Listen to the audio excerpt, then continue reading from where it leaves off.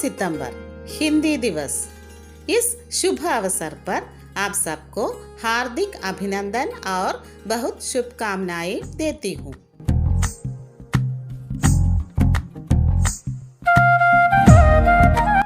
आइए इस अवसर पर हमारे छात्रों द्वारा प्रस्तुत विभिन्न कार्यक्रमों को देखते हैं।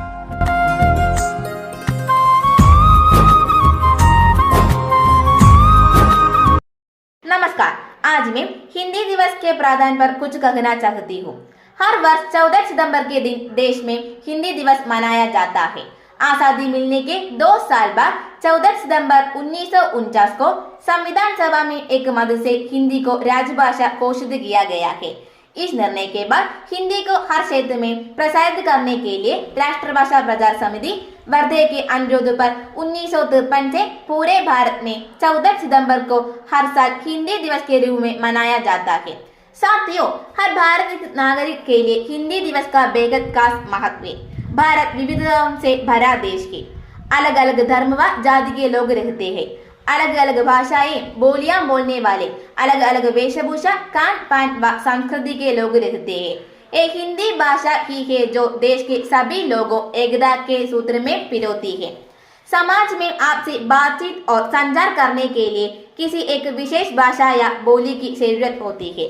भाषा के माध्यम से समाज में एक दूसरे से विचारों के आदान को प्रदान करना संभव हो पाता है। समाज के इस जरूरत को हिंदी ने ही पूरा किया है। हम सभी देशवासियों को हिंदी की ओर अधिक बढ़ावा देने के लिए कदम से कदम मिलाकर चलना होगा। इन्हीं विचारों के साथ अब मैं अपनी वाणी को यहीं पर विराम देना चाहूँगा। मेरे ओर से आप सभी को हिंदी दिवस की हार्दिक शुभकामनाएं। आपको बहुत बहुत धन्यवाद।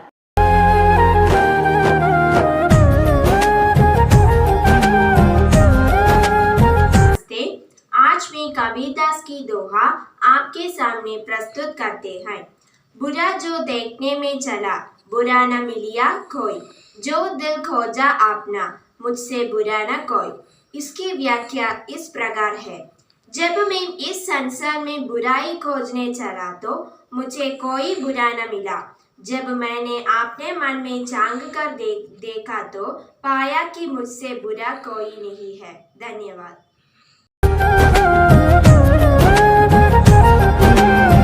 नमस्ते, मीरा भाई के पद हरी आप हरो जय थी फिर, द्रौपदी री लाज राखी आप बढ़ायो छीर, भगत कारण रूप नरहिर धरियो आप शरीर, फूटतो गजराज राखियो काटी खुंजत पीर, दासी मीरा लाल गिरधर हरो महारी फिर। अर्थ है, जिस प्रकार अपने भक्त जनों की पीड़ा हरी है, मेरी भी पीड़ा उसी प्रकार दूर कीजिए। जिस प्रकार द्रौपदी का चीर फड़ाकर प्रहलाद के लिए नरसिंह रूप धारण कर और धूपते गजराज को मगरमच्छ के हाथों से बचाकर अपने रक्षा की, उसी प्रकार मेरी भी रक्षा कीजिए।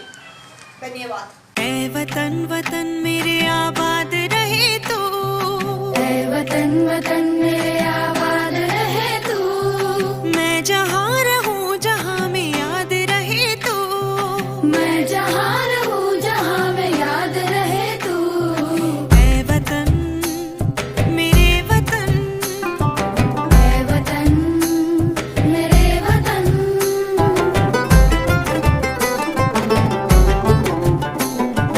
आदरणीय गुरुजनों और मेरे प्यारे मित्रों, मैं मालविका हूँ। आप सबको मेरा प्रणाम।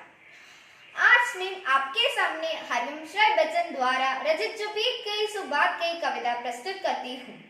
जो बीत गई सो बात गई, जीवन में एक सितारा था, माना वह बेहद प्यारा था, वह डूब गए तो डूब गए। अंबर के आनंद को देखो, कितनी इसके तारे टूटे, कितनी इसके प्यारे छूटे, जो छूट गए फिर कहाँ मिले, पर बोले टूटे तारों पर कब अंबर शोक मनाता है। जो बीत गई सो बात गई, जो बीत गई सो बात गई। धन्यवाद।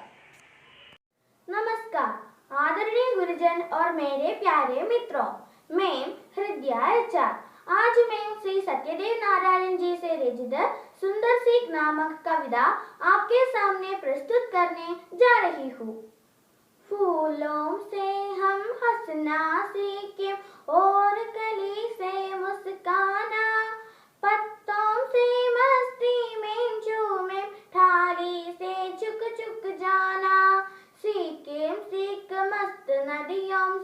बहते जीवन में जाना। बोली सीखे हम कोयल से मधुर गीत हरदम गाना। चंदा मामा से हम सीखे शीतलता बरसा देना। और मेघ से सीखे हम सब सूखे को सरसा देना। ऐसी सीख सदा हम सीखे जिससे जीवन हरा रहे। शिक्षाएं हों नित ऐसी ही जिनसे जीवन भरा रहे। शिक्षाएं हों नित ऐसी ही जिनसे जीवन भरा रहे। धन्यवाद।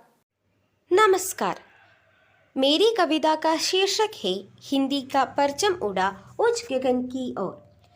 हिंदी का परचम उड़ा उच्च गगन की ओर, हिंदी की बिंदी सजी आभा दिनकर बोल। हिंदी सीमा तोड़कर चली विश्व के द्वार, वैज्ञानिक आधार पर सिद्धि मिली अपार। हिंदी अपनी मान है भारत माँ की शान, इसके ही समान से बढ़े हमारा मान। आप तो मिलना चाहिए हिंदी को सम्मान, पूर्ण राष्ट्रभाषा बने ऐसे लोग संज्ञान।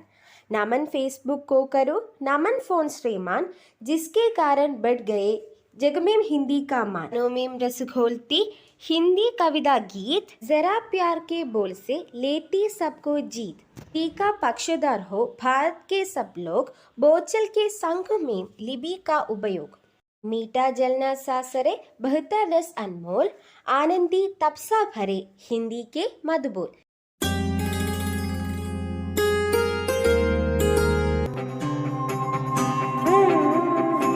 लोगो देखो देखो छा गया है आकाश पर अब तिरंगा, भरे भरे मन गर्व से है लहरा गया जब तिरंगा। लोगो देखो देखो छा गया है आकाश पर अब तिरंगा। ऐ वतन ऐ माँ जननी, तूने दिया है जीवन, तूने दिए आराम। जननी तेरा प्यार है मन में, होठों पे तेरा नाम। जननी अब तो एक ही धुन है, आए तेरे काम। जाग जाग हिंदुस्तां है और जाग जाग हिम्मत है, रास्ते हैं और कारवां है और मंजिलों की चाहत है। जाग जाग हिंदुस्तां है और जाग जाग हिम्मत है, रास्ते हैं और कारवां है और मंजिलों की चाहत है। जागा हिंदुस्तां, जागा हिंदुस्तां।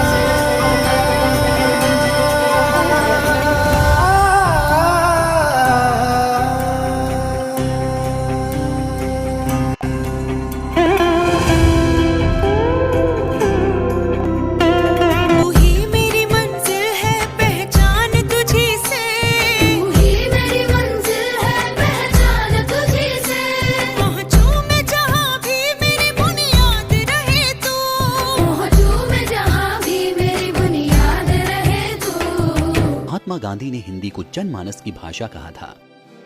महात्मा गांधी चाहते थे कि हिंदी देश की राष्ट्रभाषा बने।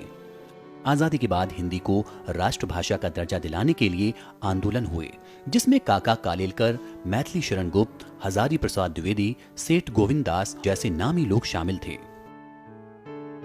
भारत जैसे विशाल देश में सैकड़ों भाषाएं और हजारों बोलियां थीं और भाषा को लेकर कुछ बड़े सवाल भी थे। 6 दिसंबर साल 1946 को आजाद भारत का संविधान तैयार करने के लिए संविधान सभा का गठन हुआ। संविधान सभा के अंतरिम अध्यक्ष सच्चिदानंद सिन्हा बनाए गए और बाद में डॉक्टर राजेंद्र प्रसाद को इसका अध्यक्ष चुना गया। डॉक्टर भीमराव अंबेडकर संविधान सभा की ड्राफ्टिंग कमेटी के चेयरमैन थे। संविधान में विभिन्न नियम कानूनों के अलावा नए राष्ट्र की आधिकारिक भाषा का मुद्दा अहम था। काफी विचार विमर्श के बाद 14 सितंबर साल 1949 को संविधान सभा ने देवनागरी लिपि में लिखी हिंदी को राष्ट्र की आधिकारिक भाषा के तौर पर स्वीकार किया। बाद में जवाहरलाल नेहरू ने इस ऐतिहासिक दिन के महत्व को देखते हुए हर साल 14 सितंबर को हिंदी दिवस के रूप में मनाने का फैसला किया।